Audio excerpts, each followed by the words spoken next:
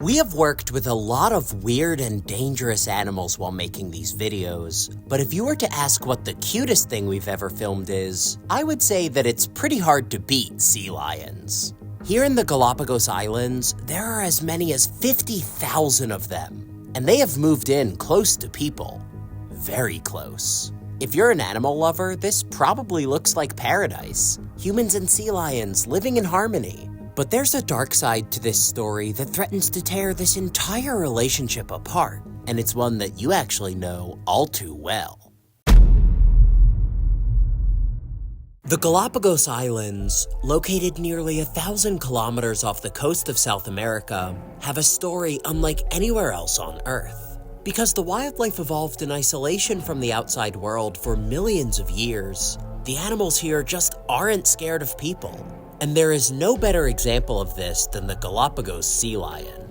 These guys are everywhere, in the towns, on people's boats, and yes, that is a sea lion using a bench. Absolutely adorable. On the surface, this may seem like a perfect arrangement, but in our years of studying how people and wildlife interact around the world, we've learned that when a story looks too good to be true, it probably is. My name is Harrison, and this is Evan. We're twin brothers on a mission to help you become an insider in the natural world. Someone who understands how you fit into the fascinating life stories playing out around you every day. The relationship between humans and sea lions is actually a very complicated one, but their adorable behavior and laid-back attitudes make many people think that they are just playful and harmless neighbors. Nothing to worry about, really. However, if you dig a little deeper into the lives of sea lions, you'll see that this idea misses a lot of the picture, because in reality, these animals are called lions for a reason. When you're up close with a baby sea lion like this one right here, or you see them lounging on the beach fast asleep, there's no denying that these animals are absolutely adorable. But we have to remember that these are predators, the largest predators in the entire archipelago, and they're deserving of the same respect that you would give to any large predatory species. They're in the family Carnivora, the same as bears and wolves and big cats, and they do have pretty sharp teeth that could deliver a decent bite if you got too close. Now, sea lions are quite inquisitive, and they do sometimes approach people. But with sea lions, as with all species in the Galapagos, we have the opportunity to appreciate them here, and in order to continue doing so, we have to treat them with the proper respect. When we talk about respecting sea lions, this is really what we mean.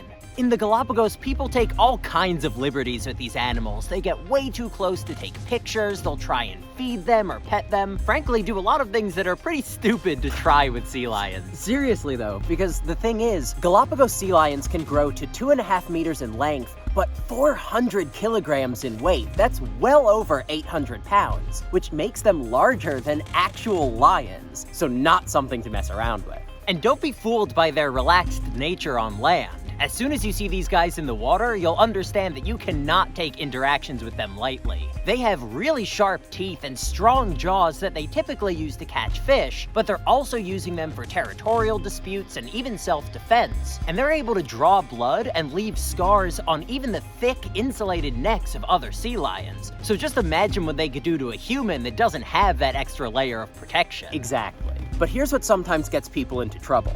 Sea lions are very curious animals, and they are known to approach people, especially underwater. So in these moments, it's really important to remember that these are wild animals, and you should not try to push your luck. You need to let the sea lion control what the interaction is and how long it lasts, because that's really how you keep yourself safe.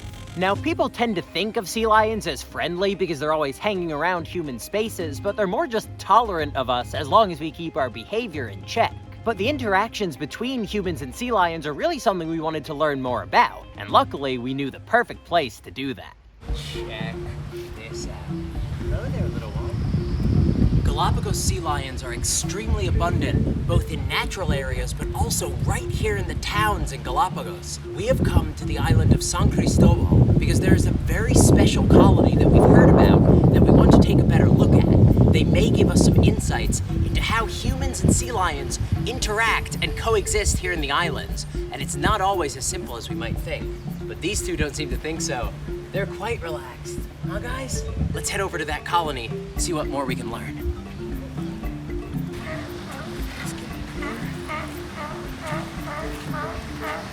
Close the gate. A critical point in our investigation of the threats that sea lions pose and the threats that they're facing here in the Galapagos is to see just how willing they are to venture into human-settled areas. Here on the island of San Cristobal, the largest population of sea lions can be found right here in the main town, and in fact, this is the largest colony of sea lions anywhere in the archipelago.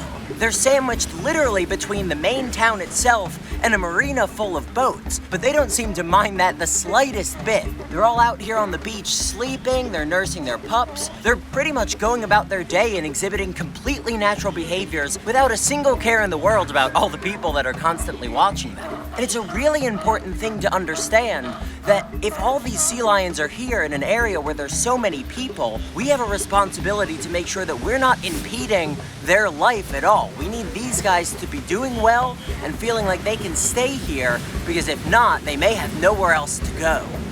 This is unlike anything I've ever imagined was possible.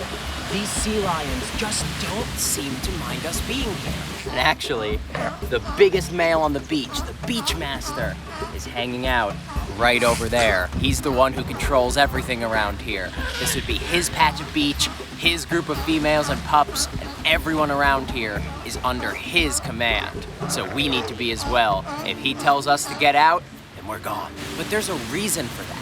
What we've come to understand about these animals is they are quite tolerant of people, but that is primarily because human behavior is actually much more regulated in the islands than sea lion behavior. They're allowed to go just about anywhere they want, and they like this beach, it works for them, but only because people who come here are beholden to very strict rules. It's extremely important that we do not get too close, we don't talk too loudly, we really need to make sure that our activities are not disturbing theirs in any way. Unfortunately though, things don't always work out that way.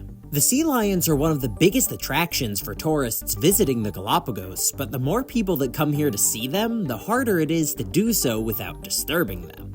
People get really excited about seeing the sea lions, which believe me, I totally get. But sometimes in our excitement to be around them, we can be very loud and more disruptive than we realize. Sea lions are pretty particular about their personal space, so it's really stressful for them when tourists get too close to take pictures or try to feed or pet them. This can drive them to act more defensively, provoke an attack, or even cause them to abandon an area entirely if they feel too threatened, which is really a lose-lose for everyone. Human-sea lion interactions in the Galapagos are even more complicated because the sea lions here don't seem to see humans as an outright threat, and some have even learned to associate human activities with an easy meal, so they'll hang around fishing piers and marinas looking for fish or other food scraps. It's not entirely a bad thing that they're not scared of us, but it can cause issues for them because it puts them at much greater risk of being tangled in fishing gear, hit by boats, or getting sick from food that they're not able to properly digest. Being able to coexist this closely with sea lions is a unique privilege of the Galapagos, but this relationship can only continue if we all act in the sea lion's best interest and disturb them as little as possible. However, there are much deeper and more difficult problems at play that could make this whole thing impossible to sustain, and if we're not careful, they could even wipe out the sea lions entirely. We've talked a lot about the threats that sea lions could potentially cause for humans, but in reality, it's actually people who pose a lot more of a threat to these animals than the other way around. As you can see, these beautiful Galapagos sea lions are right here on a boardwalk, and this is a very common occurrence here in the islands. Everywhere we've gone, we've seen sea lions utilizing human settlements, and they've become quite accustomed to our presence. Unfortunately, because sea lions rely on beaches and shorelines, habitats that people really like to utilize here in the islands, it can be very hard for these animals to carry out their daily activities without being disturbed. And what's more, the threats that sea lions face from human-derived causes like climate change, habitat destruction, and even the worsening of climate phenomena like El Nino makes it even harder for these sea lions to survive. And honestly, it poses an existential threat to this entire species. Sea lions rely on healthy oceans with big fish populations to survive because the bulk of their diet is made up of bait fish like sardines.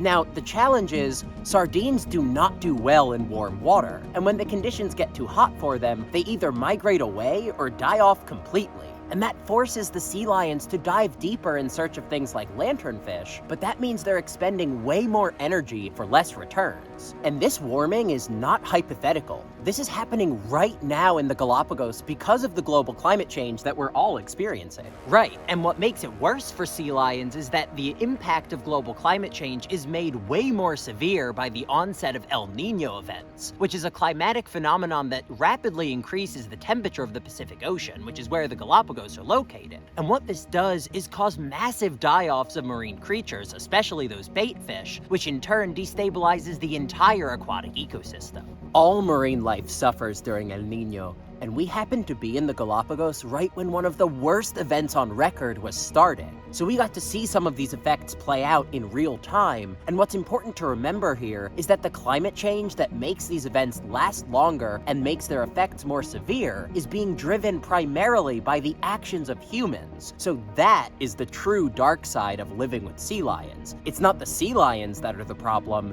it's us. If we can't control our rapidly warming climate, then the incredible relationship between humans and sea lions that's developed in the Galapagos, which is the only place in the world where we can live alongside these animals so readily, will be lost forever. And Galapagos sea lions are already endangered simply because they have nowhere else to go. And with all of these threats looming on the horizon, their future is really uncertain if we can't mitigate the effects of the climate crisis. That would benefit all of the irreplaceable wildlife of the Galapagos, and if you want to meet another one of their most famous residents and see why they're probably the weirdest lizard in the entire world, check out this video where we try to fulfill our lifelong dream of filming marine iguanas eating underwater. And with that, we hope you enjoyed, and we'll see you in the next one.